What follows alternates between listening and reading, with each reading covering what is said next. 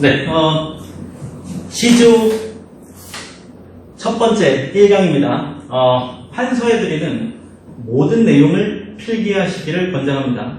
판서에 드리는 모든 내용을 필기하셔서 오늘 이 5편을 자기 걸로 만드셔야 됩니다. 자, 먼저 다음을 해석하시오라고 해서 2개의 작품이 나오죠. 먼저 나오게 되는 게 국화야 하면서 나옵니다. 그렇죠?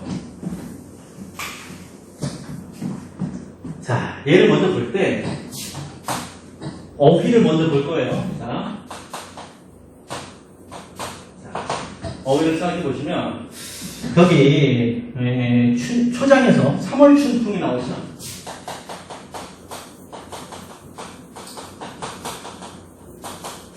봄바람이 부네요. 3월이고 그럼 무엇이에요? 따뜻한 봄날입니다. 이거 써있으면 따뜻한 봄날이 되겠고, 그리고 중장에서 보게 되면 낙목한천이라고 나오죠.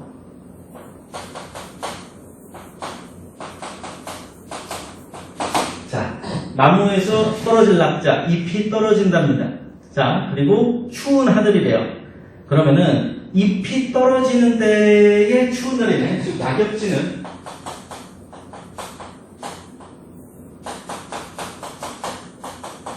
추운 날이야. 그러면 일반적으로 잎이 이미 떨어져 있는 게 겨울이죠. 잎이 떨어지고 있는 게 아니고 이미 떨어진 게 겨울이야. 그러면 떨어지고 있는 때는 가을일 가능성이 높네요. 그렇죠. 이렇게 생각하면 되겠어요. 그리고 종장에서 오산고절이라는 어휘가 나옵니다. 자, 모든 게 필수 어휘지만 얘도 특히 필수 어휘가 되겠어요. 자, 오산고절은 자, 서리를 이겼는데, 이게 상자가 서리 상자예요.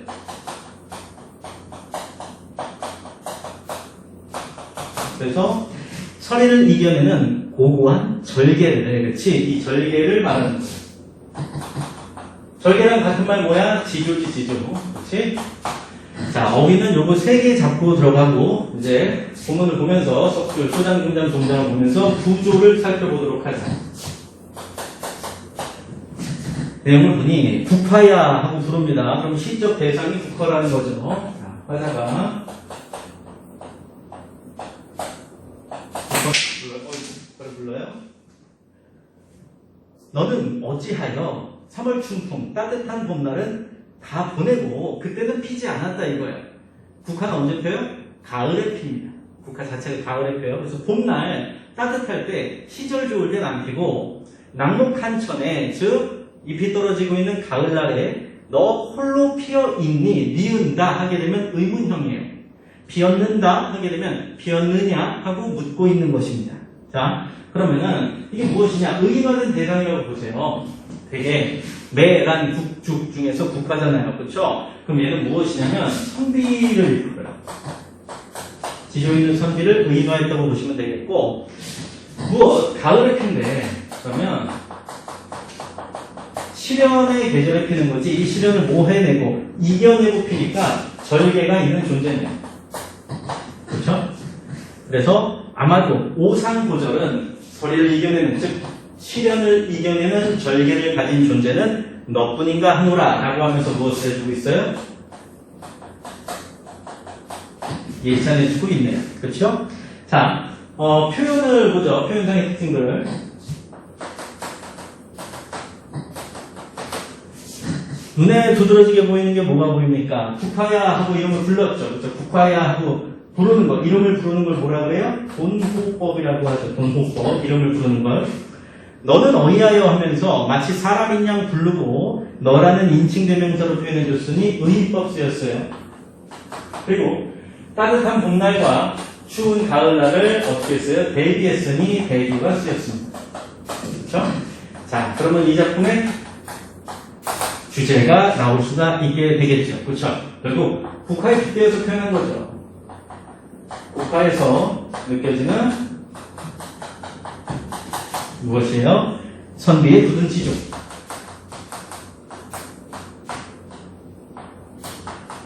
이렇게 정리하면 되겠네요. 그렇죠? 어렵지 않은 시조였었습니다. 자, 해석 지문이 하나가 더 있네요. 귀돌이, 저귀돌이 하고 나오죠. 그렇죠?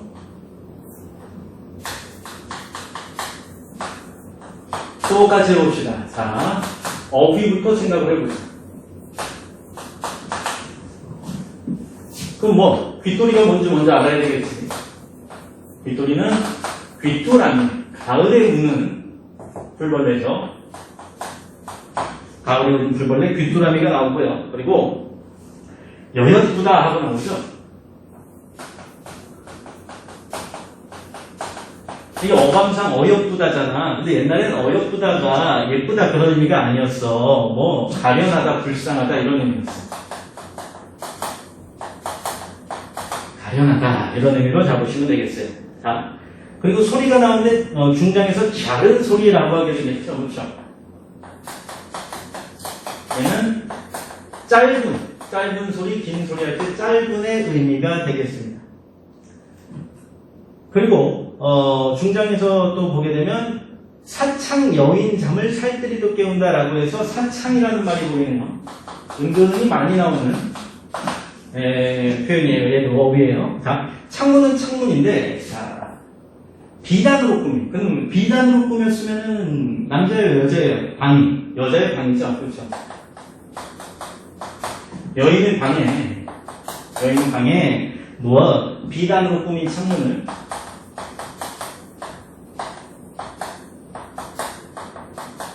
이것을 사창이라고 하게 되는 것입니다. 자, 그리고 깨우긴 깨우는데 중장에서 살뜰히도 깨운대요. 그럼 이건 무엇이냐? 알뜰살뜰하게 직역하자면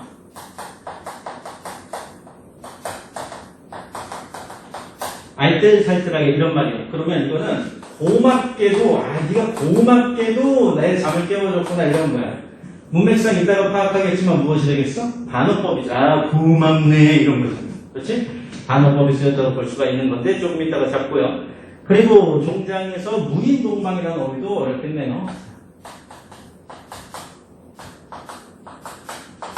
자, 여인이 화자인데 무인, 사람이 없는 방이야. 그럼 독수공방하고 있는, 즉 홀로 지내는 방이죠. 홀로 지내는 누구예요?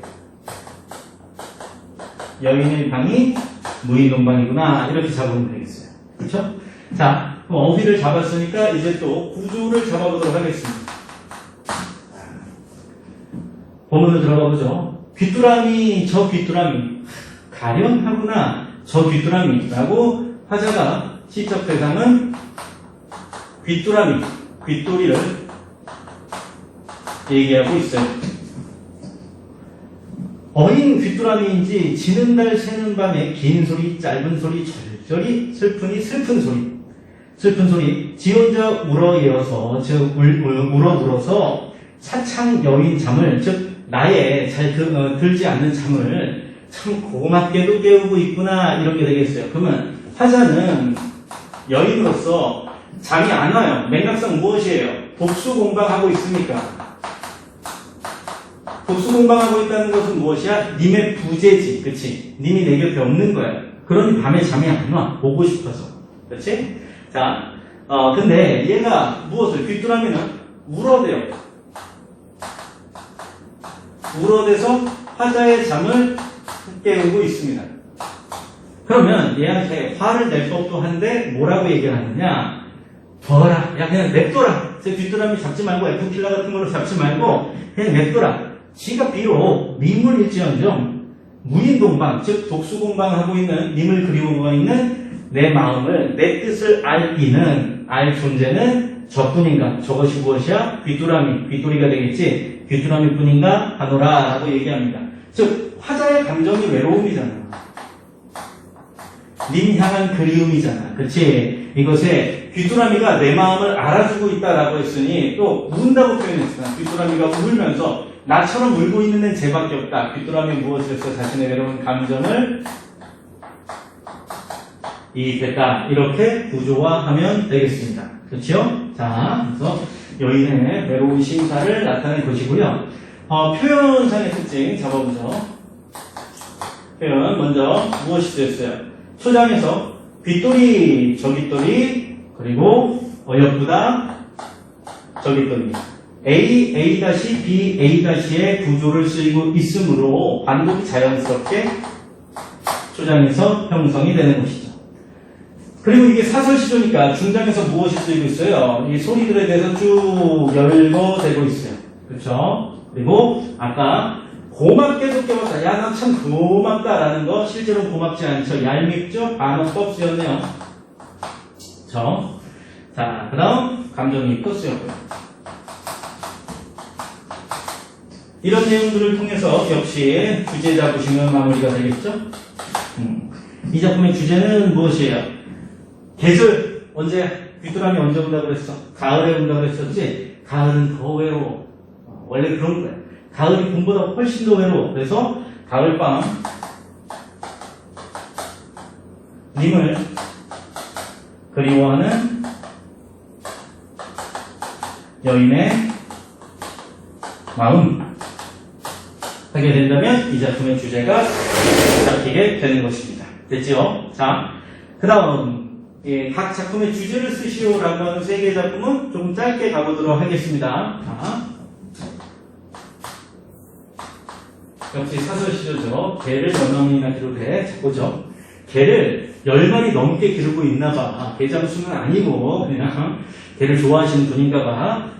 요 개같이 특정 개를 특정하네요. 얄미우랴. 개 한 마리가 너무 얄밉나 봅니다. 어떤 행동을 하길래 그 개의 행동이 중장에 나와 있겠죠. 그렇죠? 미운 님이 오면은, 즉 내가 싫어하는 님이 오면은 꼬리를 회회치며 뛰라 내리뛰라 반겨서 내라고, 즉 내가 안 좋아하는 사람한테는 가서 반기고 이런 말이 되겠네요. 또 고운 님 오면은 반대로 내가 좋아하는 님, 사랑하는 님이 오면은 뒷발을 버덩버덩 모락나락 캉캉 짖어서 뭐야 이 개 때문에 못 들어가겠잖아 하면서 돌아가게 만든다 이런 거예요. 그거 믿겠네. 쉰밥이 그릇 그릇 날진다. 자, 옛날에 개 키울 때는 사료를 안 먹입니다. 밥 남은 거 주는 거예요. 그리고 밥 인간이 먹을 수, 옛날에는 사람 먹는 밥도 모자라 죽겠는데 예쁘게 플레이팅 해가지고 개밥을 주겠니? 아니지. 사람이 먹던 밥이 쉬거나 먹을 수 없게 되거나 떨어지거나 그러면은 그거를 주는 거야. 그래서 쉰 밥이 그릇그릇 날진들 너 개죠? 얄미운 개. 너를 먹일 줄이 있겠느냐? 널 먹일 밥은 없다. 너 밥 안 주겠다. 이런 말이죠. 그렇죠? 그러면 개를 가지고 얘기했지만 이 작품의 주제는 무엇이 되는 거예요? 결국은 이 고은님이 안 와서 괜히 걔한테 화풀이하고 있는 거잖아. 그래서 님을 그리워하는 마음이에요.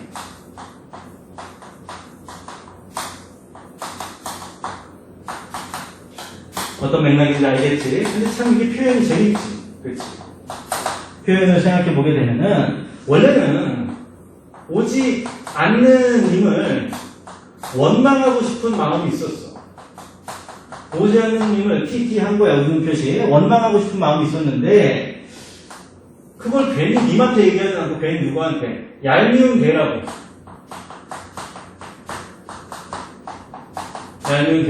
요런 개념을 뭐라 그러느냐 전가했다 그래요.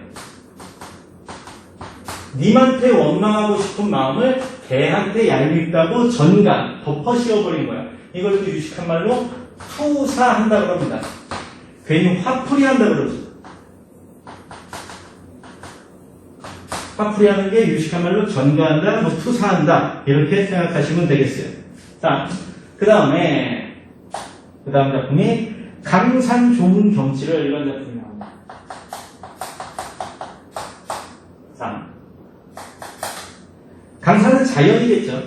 자연의 좋은 경치를 힘센 이가 다툴 양이면, 즉 가정을 해보는 거야. 만약 자연이 있는데 그것도 힘센 사람들끼리 다퉈서 갖고 뺏고 할 수 있는 거라면 내 힘과 내 분수로는 어이하여 얻겠느냐. 나는 보잘것없는 존재고 힘없는 약한 존재인가 봐요. 그러니 속세에선 이리 치고 저리 치고 정치에선 또 밀려나고 뭐 그렇겠지. 만약에 뭐 이게 지은이가 사대부라면 평민이라면 역시 돈이나 생존을 위한 것들을 갖다가 뺏겼겠지. 그런 것들은 힘이 약해서 다 뺏겼어. 근데 강산, 자연은 어때? 다쳐서 힘센 사람이 뺏어가는 그런 게 아니지. 같이 즐길 수 있는 거지. 그러니 진실로 금할 리 없으니 못하게 할 사람이 없다 이거야. 무엇을? 자연을 즐기는 것을. 자연을 즐기려고 하는 것은 금할 사람이 없기 때문에 나도 두고 논이 놀아. 나도 이거 보고 즐기겠다 이런 말이에요. 그러면 주제는 자연을 즐기겠다 이거지. 그렇지? 그래서 자연을 사랑하고 즐기는 마음 이렇게 적으면 되겠네요. 자, 어떤 표현들이 쓰였나 한번 확인해 볼까? 가볍게만 보자. 자, 표현상의 특징으로는 무엇이 쓰였어요? 강산 좋은 경치를 힘센 이와 만약 다툰다면 하고서 가정법 쓰였죠. 그러면 나는 못 갖는다 라는 결론이 나왔고요. 그리고 중장에서 어이하여 얻을 수 오니 어이하여 얻겠느냐 얻을 수 없다 라는 말을 강조하기 위해서 의문형으로 쓰였죠. 서리법 쓰였네요. 그렇죠? 그런 다음 하나 더 해볼까? 요런 가정과 서리를 통해서 이 자연이라는 것은 어떤 거야? 뭐 힘센 사람이 다툴 필요도 없고 나도 즐길 수 있는 거야. 자연을 예찬한 거야. 이 자연이 어떻길래 누구나 즐길 수 있는 자연을 예찬하고 긍정하고 있는 그런 작품이 되겠습니다. 자, 이렇게 정리하면 되겠죠. 한 판에 다 끝내려고 그랬더니 자, 이쪽에다가 하나 마지막 작품 또 해보도록 하겠습니다. 자, 이번에는 가마귀 검다하고 그러네요. 가마귀는 까마귀겠죠. 제가 요거에 썰을 하나 깔아드리죠. 이 시의 작가가 이직이라는 사람이에요. 그냥 편히 들어. 이직이라는 사람이에요. 그 사람은 누구냐면 고려의 유신이 뭐야? 몰락하는 왕조에 남아있는 신하야. 고려가 망하고 조선이 세워졌죠. 그래서 이직이라는 작가는 원래 고려의 유신이었어. 근데 조선이 막 이제 세워지고 있단 말이야. 사이즈를 봤더니 갈아타야 될 것 같아. 환승해야 될 것 같아.